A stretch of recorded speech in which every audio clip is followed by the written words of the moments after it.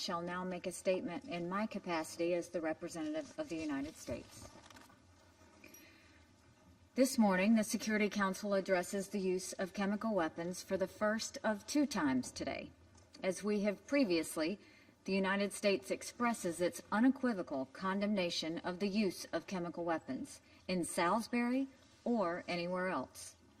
We stand firm in defense of the international norm against the use of these horrific weapons, and we stand firm with the British people. It's easy to express outrage, of course. We do it every day in this chamber. What is difficult is finding solutions. And today, our British friends and colleagues are providing us with a master class on how to stop the spread of chemical weapons. They are creating accountability for those who use chemical agents and providing vital support for the international norm against the use of these deadly illegal weapons.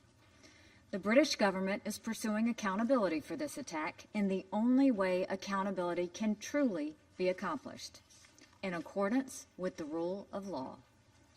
British investigators have conducted a full and fair investigation of what has been determined to be the attempted killing of Sergei and Yulia Skripal and Detective Nick Bailey. The investigators have linked these crimes with the chemical agent that poisoned Charlie Raleigh and killed Dawn Sturgis. Prime Minister May went into great detail about each step of this investigation. Hundreds of detectives have analyzed thousands of hours of CCTV footage and thousands of documents. Some things we knew already. British investigators had already concluded Russia was responsible for the exposure of hundreds of people to a deadly agent on the streets of Salisbury. Now, thanks to the careful, methodical work of the British authorities, no one should have any doubt. It is actually amazing to see the clarity and the undeniability of the results. The British government has identified 2 Russian nationals as responsible for the use of the Novichok nerve agent on British soil and the attempted murder of a British citizen and his daughter. Critically, the British have also concluded that the 2 men are officers of the Russian military intelligence service. This was not, as Prime Minister May said, a, quote, rogue operation. This was a highly planned, purposely driven attack. The British had the suspects on CCTV from their arrival at Gatwick Airport to their travel to the vicinity of the Skripal's house on the day of the attack, and finally their departure from Heathrow back to Moscow. Every one of us in this room and listening around the world should be chilled to the bone with the findings of this investigation. As for the subsequent poisoning of Charlie Raleigh and the death of Dawn Sturgis, Prime Minister May said it well, quote, "Were these 2 suspects within our jurisdiction, there would be a clear basis in law for their arrest for murder." This is how it's done. This is how individuals who commit murder and their heinous crimes are exposed. This is how nations that defy the international norms that keep us all safe are held to account.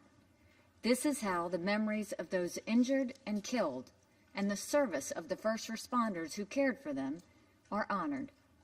It now falls on us to do our part. Rather than accept responsibility for its actions, the Russian government has offered only denials and counter-accusations, anything to deflect attention and distract from its guilt.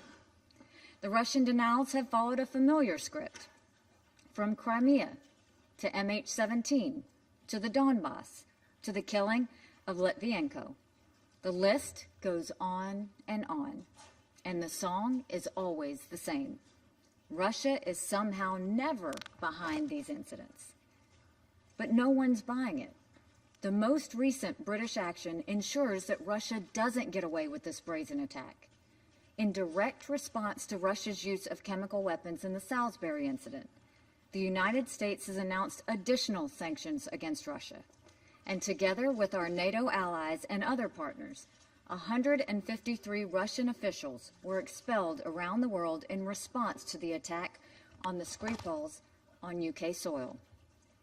While this incident was in Salisbury, who is to say it couldn't have happened in Paris or Amsterdam or Addis? But we must now help our British friends find the 2 Russian suspects they have identified and bring them to face justice in the United Kingdom. Better yet, why doesn't the Russian government turn these 2 murderers over to British authorities?